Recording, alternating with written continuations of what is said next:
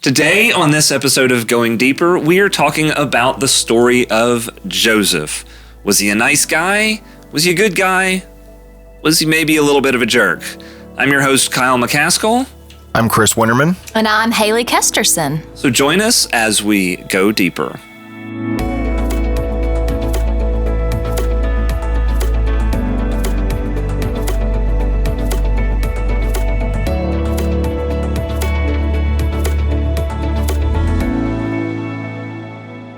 All right, so we're in the story of Joseph that begins somewhere around Genesis 37, and it runs through most of the rest of the book of Genesis. And I know that y'all have some particular thoughts about the story and the characters that are in it and how Joseph interacts with the people in the story. So who's going to shoot first? Yeah, so I'm happy to shoot first. And I think that it's kind of important before we even get into chapter 37 to look at where Joseph is coming from, right? Mm-hmm. So we're not too far in the story to just give a quick synopsis that the world was created, then there was the Lord grieved because people were wicked and everything was destroyed, right? And this line that comes from Noah ends up talking about Abraham, and we really have from chapter 12 to the end of the book talking about this same line, this family in which the coming king is going to one day eventually come from. So we have Abraham, Isaac, and Jacob, and the life of Jacob is kind of shady, as in most characters in the Bible. But we see Jacob as this deceiver and this heel grabber. And right before a little more introduction into Joseph, we see that, his sister gets raped. And there's this weird scene where Jacob and his favorite wife, Rachel, is having another son, and Rachel's dying wish is that she names the son Benoni.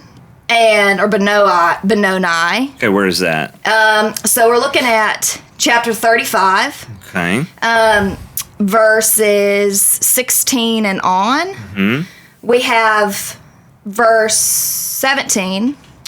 The midwife says to Rachel, "Do not fear, for you have another son." So she already had Joseph. Mm-hmm. She's having another son.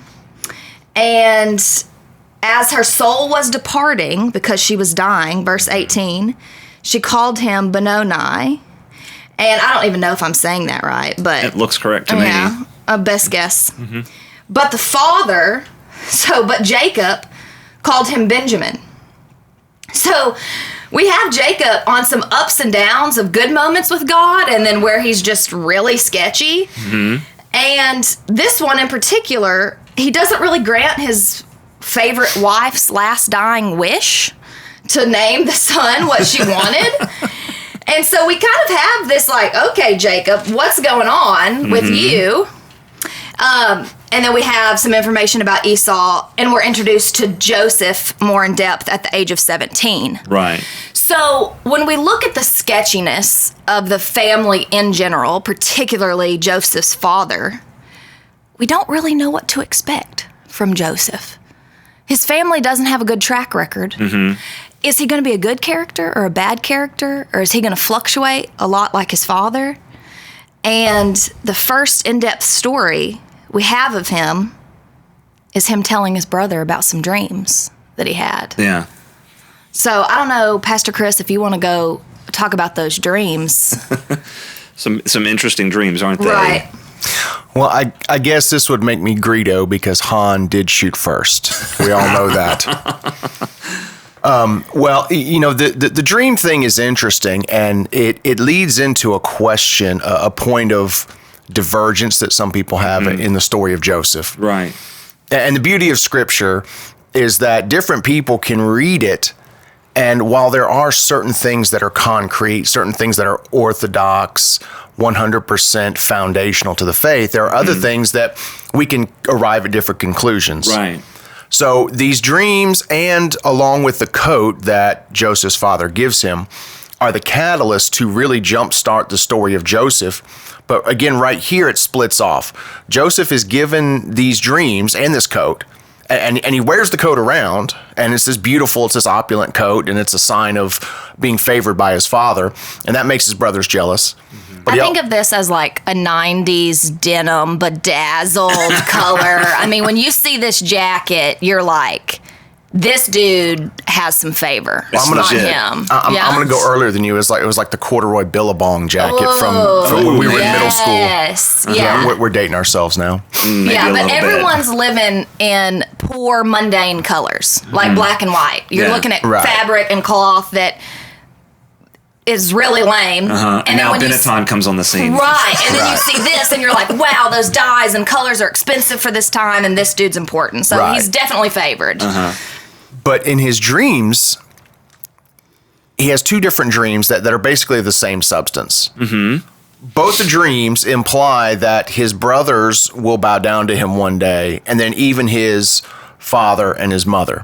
Yeah. And Joseph shares the dreams with his family, and he's ridiculed because of it. And eventually, the dreams and the code, etc., they lead to his brothers in a fit of jealousy and bitterness, beating him up, stripping him, throwing him in a well, intending to kill him, but then deciding to sell him off. So right here, here's a question that people diverge on. Some people say Joseph was simply an innocent victim because dreams were something that were given by God in that day. And if God gave you something like that, you were supposed to share it with the people around you. And his father gave him the coat, and he didn't do anything to deserve any of this. Right. Other people read it and were like, no, he was kind of showing off. He was kind of a braggart. So that kind of brought this about. And then we see this series of events in the life of Joseph where things happen to him, and it just seems to continue to get worse for the guy. Yeah. No matter what he does. Right. So what do you think, Haley? Yeah, so I think it's really important. We can look at chapter 37, and let's just talk about some of the language and how Joseph presents these dreams. And let's see if we think he was trying to be arrogant or not. So he has this first dream after it's already said that he's been favored, which, coming from the mind of a youth director, I read the first 4 chapters of this and I think, 17-year-old boy. He was loved more than the other sons, which again would be another fault of Jacob. I asked my youth if there's always a favorite child, if they think their parents have a favorite child, and they all said yes. Wow. That they think that their parents have a favorite child.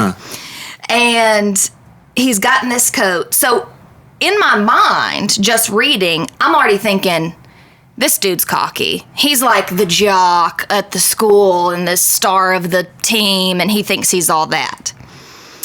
And then, verse 5, now Joseph had a dream, 37 verse 5, and when he told it to his brothers, they hated him even more. This is what he said, hear this dream that I have dreamed. And then he goes, behold, we were binding sheaves, and basically yours bowed down to mine. So those words, hear this dream I have dreamed, which is a pretty accurate translation. He didn't say, listen to this dream God gave me. Or, I'm so blessed that God gave me this dream. Hear this dream I have dreamed.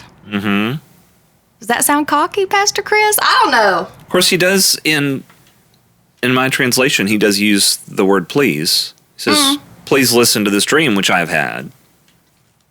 Okay. So he is asking, and maybe it's just a, hey, listen to this.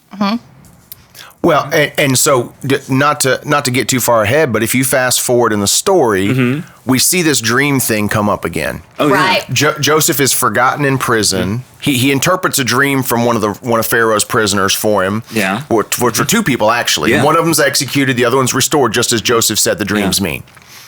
Well, Joseph gets forgotten for years. And then Pharaoh has a dream that nobody can interpret. And Pharaoh's panicked. He's really freaked out. And Pharaoh's dreams are scary. Like sick, pestilence-looking cows eat up all the other cows and just weird, crazy stuff. Yeah. So he calls Joseph out because the guy who got released said, hey, Pharaoh, I remember a guy in prison who interpreted my dream. Maybe he can do it. Pharaoh calls him, says, okay, I've heard you can interpret dreams. Go. Joseph says, you got to understand, interpreting dreams is God's business. Yeah. Joseph didn't take the opportunity to say, well, yeah, of course I can do it. I've done it before. He immediately defers to God and he says, but I'll go and pray to God and I'll ask God for the interpretation. Now, we can look at that one of two ways. Either A, that's consistent with Joseph's character, or B, maybe he was cocky early on, and then the experiences have humbled him and led him to realize, I better give more credit to God than I did earlier on. And I think either way might be okay, because again, that to me, that's the beauty of it is when it's not just crystal clear, we can find ourselves in different ways in the Bible stories. That's the beauty of the scripture to me, is we find ourselves in the story. Yeah. So maybe I've been the cocky one and I identify with Joseph because I've suffered because of that. Or maybe I've been honestly the victim. I've not done anything wrong and had bad things done to me, and I can identify with Joseph in that way. And either way, we still come, I think, to the same outcome. Right. Well, and I think one of the things that we notice here with Joseph is he's pretty young compared to his other siblings. And clearly, Jacob loves Joseph the best. I mean, that's pretty evident. We can see that that's a character flaw in Jacob. And I think maybe one of the character flaws that we see at this point in Joseph is, instead of resting in that he's just a part of this great family, he knows that Jacob's love for him is putting a wedge between him and his brothers. And so he is maybe seeking to try to remove that wedge and try to gain the favor of his brothers. I mean, he goes and looks for his brothers after they leave. Right. And even still, like, if we want to jump way ahead in the story, way too far, we'll get way ahead of ourselves real quick.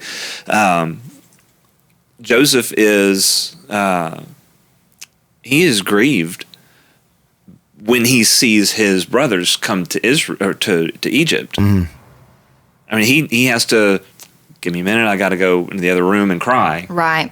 Because he a couple times that happens. Yeah. Right. And so I think there's maybe a little bit of both. There's yes, Joseph wants to prove I'm good and everything, so here I'm going to talk about these dreams to y'all, but his brothers take it the wrong way. Right. Yeah, we all know younger siblings always are trying to prove themselves to the older siblings. Right. Me, when I was younger, I just didn't like my sister, which we get along great now.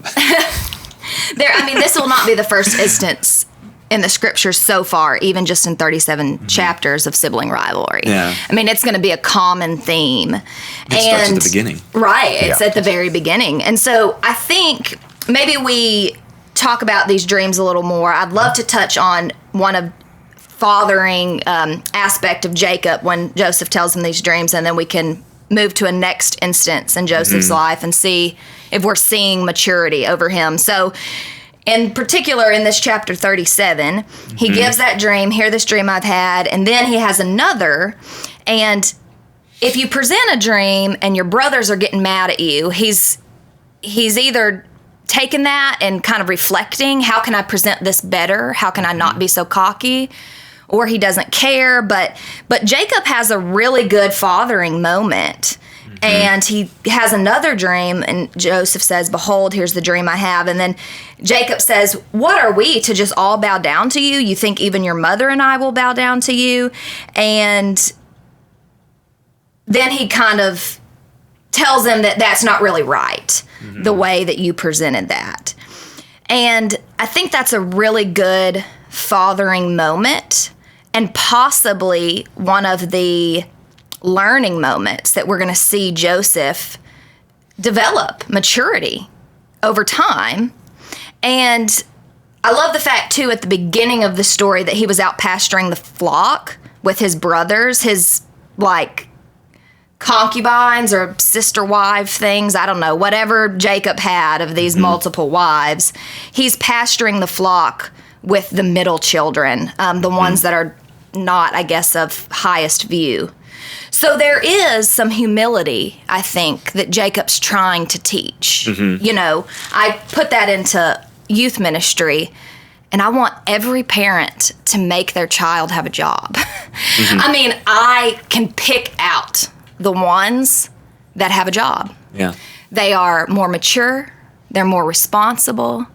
There's a certain level of learning and humility if you kind of put your child to work and teach them humility. And we're going to see Joseph matures quick, and he has to at a young age.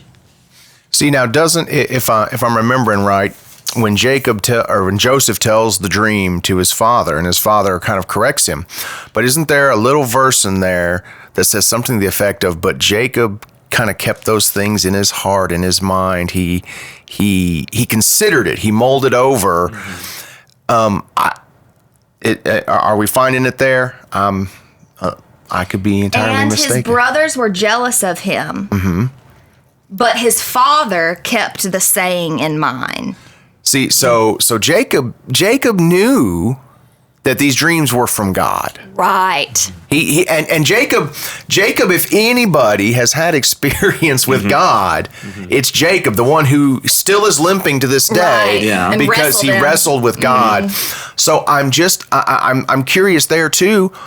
Why didn't Jacob outright acknowledge, hey, this is from God, and it's obvious that God has given this to you, because he knew there was something to that. He did, and he could have said it, but maybe it was a teaching moment of teaching humility, and knowing that later in life he's going to learn these are from God, and I need to learn how to present them properly and with love and care. It's a good lesson taught all of us, especially those who grew up in the church. We don't know necessarily better than people who didn't grow up in the church, or that we think maybe don't know as much as us about the Bible or the right way to live. There's a way we present that, you know. See, for me, Joseph is one of my favorite stories because the way I see it, the coat was given to him, the dreams were given to him. He resisted Potiphar's wife. He gave the right interpretation. And consistently, I feel like Joseph is punished for doing nothing wrong, or even further, for doing the right thing. And so the message that I always draw out of the life of Joseph is, you're not always responsible for what happens to you, but you absolutely have control over how you respond to it. So good. And Joseph's response, to me, is always the moral high ground. It's always the right thing. And in a world where things can happen to you at any time because of free will, I think it's easy to say, well, this happened to me, so I deserve this. Right. Or I should be able to respond this way. But for me, Joseph doesn't. He always and only responds, in my opinion, with humility and with concern for the right thing to do. But now that kind of takes us to his older brothers. Yeah. Well, and even his younger brother too, but his brothers in Egypt. So, Haley, you want to give us the rundown of that encounter, that wild encounter? Sure. So we're skipping past Potiphar, encountering Potiphar's wife, and then Joseph said no. Yeah. Right. There we go. Right. Joseph said no. He did the right thing. It's kind of funny. It's the first instance of, like, I guess, sexual harassment that we see in the workplace, which is so funny because it's a man doing it to a woman. I mean, a woman doing it to a man. Yeah. So we don't normally think of that in today's age. But so then after that instance, Joseph is wrongly accused and goes to prison. Is that where you want to hop in, Pastor Chris? I was going to want to fast forward all the way to Joseph's put into power and his brothers return, or his brothers come to Egypt because Joseph had a plan, and it made Egypt a superpower because of the famine in the surrounding lands and his strategy for harvesting and storing. But when Joseph's brothers hear about the fact that there's grain and there's other provisions in Egypt, and their father sends them, they think Joseph's long dead. But when the brothers come, there's this really strange and drawn out encounter where he keeps his identity secret and he tests them multiple times and kind of sets them up and has them bring their younger brother, Benjamin, who would have been Benaiah, and has him put in prison for a little bit. And it's just such a weird encounter. And the question was brought to us, why does Joseph, quote unquote, mess with his brothers? Yeah. And this is where some folks have said, well, okay, I think Joseph was bitter. I think Joseph was upset. I think Joseph was maybe even still a little arrogant, and he was flaunting his power over them. And if he wasn't, then why go through all this? Why not just say, oh my gosh, guys, it's so good to see you. You don't recognize me, but I'm your brother. Isn't everything wonderful now? Well, part of me wants to think that, if we go back to the earlier thought that Joseph was trying to win the respect of his brothers, in this instance, maybe he's just trying to figure out where they are. Like, are you still the same jerks that sold me into slavery? Or you just come in here because you need grain and everything's forgotten, forgiven, everything like that? What's going to happen if you realize that I'm Joseph? Are you gonna kill me for real this time? Right. This is where I get into just those character up and downs. And when we see Joseph in prison, and he's humble and he's hoping for a way out, and he's probably spending a lot of time thinking and praying, and he does the right thing to those that he's put in charge over. And then, because he interprets Pharaoh's dream and he's lifted to be in charge over much more, now I just wonder, is he as humble? He has this encounter with his brothers, and he's not immediately just doing the right thing. He's I think he's going through an experience of emotion. I mean, he doesn't know how to feel when he sees his brothers, and maybe there's some, I'm going to test them, or maybe there's some, I need to send them away from me because I can't even comprehend how to possibly reconcile this relationship. It's a true showing of human emotion, that reconciliation when you've been hurt is one of the toughest things a human can go through. Yeah. Especially when it's from those that are closest to you. And I think that's important for us, because as followers of Christ, if we are hearing his words and listening to what he says, reconciliation in relationship is a big part of Jesus's teaching. Oh, yeah. I mean, as a matter of fact, in the Sermon on the Mount, when Jesus talks about worship, he says, if you're going to the altar and the temple to offer your sacrifice, and you remember that there's something wrong between you and someone else, put your offering down, go make that right. And then come back to worship. So the idea of how we flesh out reconciliation, what does forgiveness and acceptance look like? What does a relationship look like?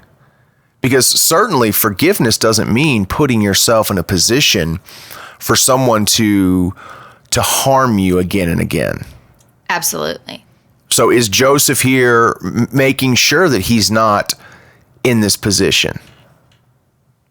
Or is Joseph, like you said, just trying to figure out, look, this is emotional. I need space to process this, so you guys go away. But there does seem to be, in this encounter with his brothers, that this intentional sifting on his part. Like he hides things with them, I think with the intention, like the silver and the chalice. Yeah. I think it's with the intention to see, what are they going to do? Yeah. Who are they now? Because words are cheap, and you don't really know who a person is until they're put in a position to act where they think they can get away with it. Right. Everybody will do the right thing when people are watching. what are they going to do when they think they can get away with it? Right. And another interesting thing is it gives Joseph the opportunity to extend them grace, because surely he had it within his power, like even though he framed them for stealing, whatever, with the stuff that he put in their bags, he could have said, "No, off with your head." Because, this is Egypt. It wasn't necessarily a friendly place. Right. I actually find that interesting too, Kyle, because I found it interesting that when he was wrongly accused, Pharaoh didn't just have his head cut off. Up to this point in the Bible, Pharaoh's like the baddest dude that you'll see. And then obviously in the book of Exodus, we're going to see he's the total bad dude. So there's some sort of grace that was given from leadership to the accused, and then now from Joseph to his wrongly accused brothers. Yeah. So we see this theme, and it's interesting to me of the time between this. Again, we have this time when Joseph's in prison and how he's developing. And then his brothers visit once, and he keeps one brother like as ransom, kind of, and sends the others home. And which I think is kind of a power move. I don't know. I think he's having this moment of like, got to have some power, and he keeps them. And then there's another 2 years where Joseph is like, well, are my brothers going to come back? What are they? What are they doing now? Is my father okay? And then they do come back. Right. We tend to read it like it happened the next day because we go on to the next verse. Right. But it didn't. So, Joseph keeping the other brother back, I wonder, they were willing to abandon one younger brother. Oh, yes. Did he want to see, because to me, that would be a real test of their character. Yeah. Is, okay, you abandoned a brother before, which was himself. What are you going to do when this one's in peril now? Are you going to be the same people that you were, or are you going to risk? Because they didn't know it's Joseph. So by coming back, they're risking themselves. So maybe he's finding out, are you ready to put other people ahead of yourself? And he could have had them punished by Egyptian law, but he also had the right to punish them, to take vengeance upon them from what they did to him from his father's house. Oh, absolutely. So Joseph had multiple layers there that he could have. See, this to me, this is a testing, because he could have done so much more. He could have had them beaten and then said, "Okay, now come on back in," and they couldn't have said boo about it. Right. Right. I don't know if Joseph necessarily had the forethought to think all of that through. But maybe. I think it was a combination of both, of not knowing how to feel about his emotions, trying to have some sort of power move, and maybe I need to test my brothers and see if they've changed. But in all of it, we see these ups and downs and these hard times with family, and that Joseph becomes very wise and mature through these life's hard experiences. And I sure don't know why some of these unjust things happen to him. But we're going to see that it developed him into the person that he's going to be when he does reconcile with his brothers. Right. And it's a very interesting parallel, because he was unjustly sold into slavery. He was unjustly accused and put into prison. And here he is unjustly accusing his brothers, but then showing them grace. Right. And should we talk about that reconciliation when he weeps? And it's a beautiful moment, I think. Yeah, he's using a translator, so they don't recognize him. They haven't seen him in a long time. Yeah. And he has to go off and contain himself because he don't want to break down in front of him and ruin what's going on. But then eventually he says, internally he says, all right, I can't do this. So he sends all the Egyptian people out of the room, and he weeps and reveals himself and says, I'm your brother. And they're terrified. As they should be. Yeah. Yes. I don't want to give these guys a pass. Right. These guys are the worst. The absolute worst. They're the worst. I mean, I've been angry with my younger brother plenty of times, but not angry enough to throw him in a pit and sell him into slavery. Yeah. So they're terrified, and Joseph's words to them, see, again, so this is what shows me he's not got any bitter, he's not harboring resentment. His words to them in this moment are only words of grace, only words of kindness. It's don't worry, don't be afraid. I'm not going to do anything to you. As a matter of fact, he says, look, I know you meant to do harm, but God used it for good, and because of it, I'm going to be able to do something great. You're going to be alive. Our father's going to be alive. Our family line is going to be spared because God used what you did, which when we ask the question, see, Joseph's life and his experiences can lead to this question of that everybody asks, why do bad things happen to good people? Some people would say innocent people. Other people would say, well, none of us are truly innocent, but that's another podcast. Right. Yeah. But the point of this, I think, things like this will happen to you, whether they're your fault or someone else's fault, or no one's fault at all. Yeah. Maybe the question we should ask, it's okay to ask why. Yeah, but absolutely. Maybe the bigger question, the more beneficial question is going to be, what good can come of this? What can I allow God to do through this, through me, in me, and through this circumstance? That's right. It's funny as you look at the picture overall, and I think about specific instances in my life where I've just been like, man, God, come on. Like this too, you know? And you struggle because you try to do what's right and live right, and you feel like you're just taking one step forward and 4 steps back. And Joseph could have written the book on this. I mean, he could have written the book on being unjustly treated. But God did turn it for good and a purpose. And I think about this, is that the alternative to him being sold to slavery and taken to Egypt and going through all these hardships would have been living in this dysfunctional family with brothers who hated him that might not have really been a good life at all. Yeah. Living with your family that didn't like you. And even though maybe that's what he wanted, God knew that he needed a different life. And so we can just jump forward here to where Joseph is showing compassion. And in chapter 45, verse 5, like you said, Pastor Chris, he tells his brothers, do not be distressed or angry with yourselves because you sold me here. For God sent me before you to preserve life.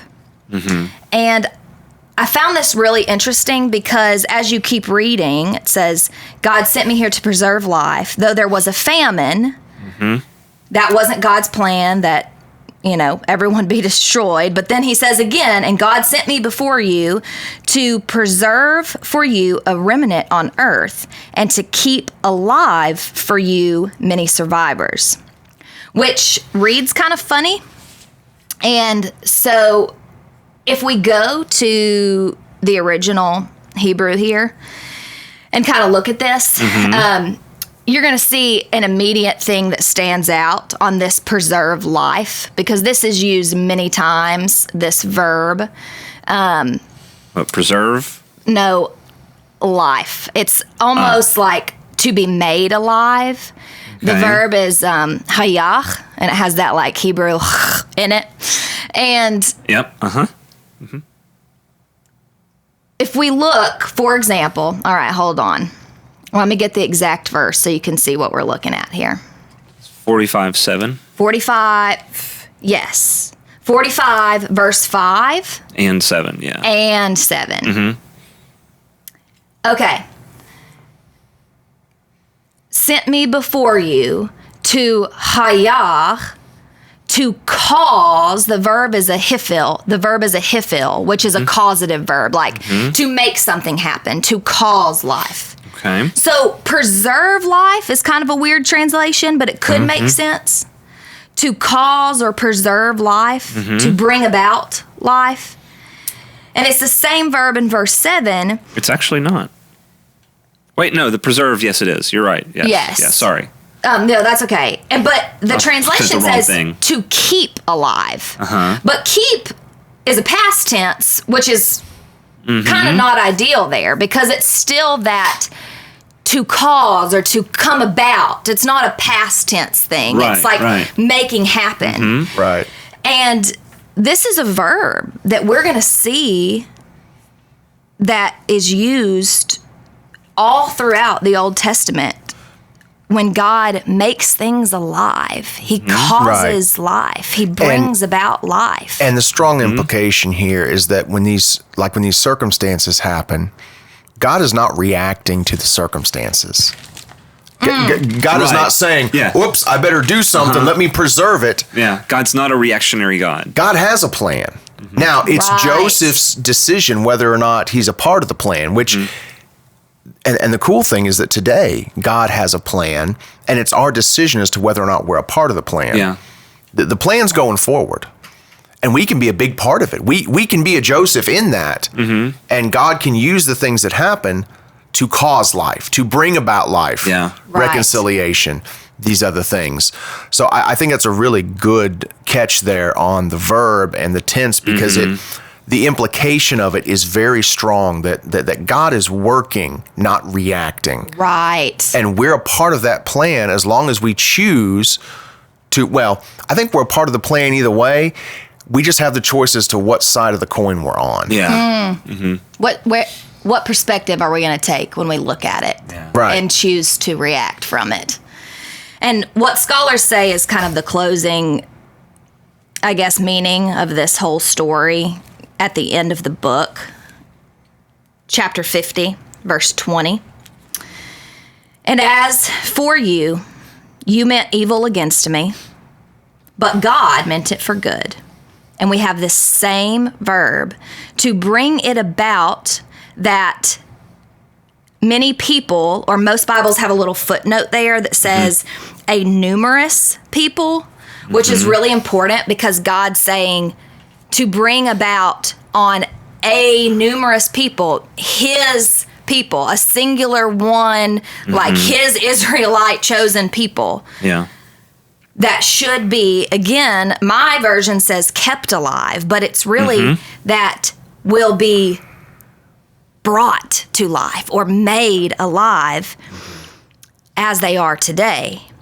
And we see Joseph as this, archetypal kind of Christ-like character where when he's talking to his brothers, he says, God put me here before you to bring about life. Despite the famine, life will be made through our family line. And we're going to see later on in the story that this coming king comes that despite in a land of famine and hardship and hunger and things where you just feel like it's all going bad, that this Christ came to overcome that famine, but to bring life. And then as it closes, he says, even though you meant evil, that God put me here to bring life despite our placement in Egypt.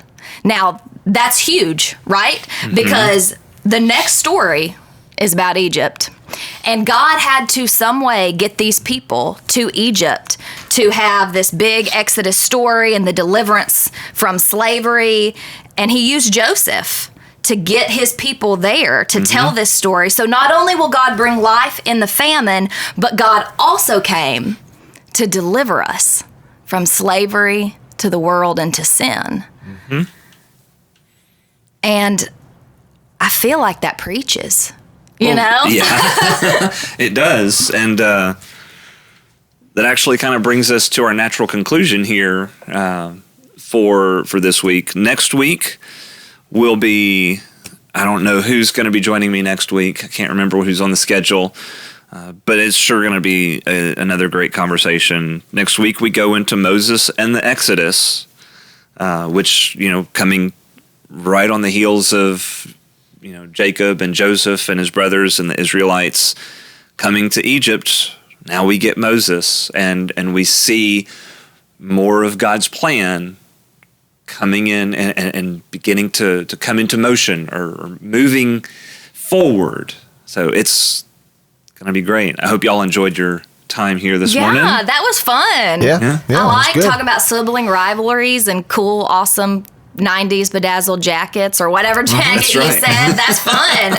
And my like it. My word should have been McClunky. McClunky. I'm going deep Star Wars there. Sorry. I love it. That's what Greedo said to Han. Yep. Why he said that, who knows? All right. Thanks, y'all, for watching. If you're watching, go ahead and subscribe. If you're listening, subscribe. Wherever you're consuming this content, give us a comment. Let us know what you thought about it. We love getting comments to answer questions, and we love getting you thinking and love getting you talking amongst yourselves about how God is moving in and through us by just the simple act of reading His words on a page or on an iPad or your phone or whatever. So YouTube, Podbean, Apple Podcasts, Spotify Podcasts, Google Podcasts, all those places. Do it all. Yeah, do it all. Wherever you get your podcast information, make sure you subscribe and recommend us to your friends. And we will catch y'all next week. Thanks for listening.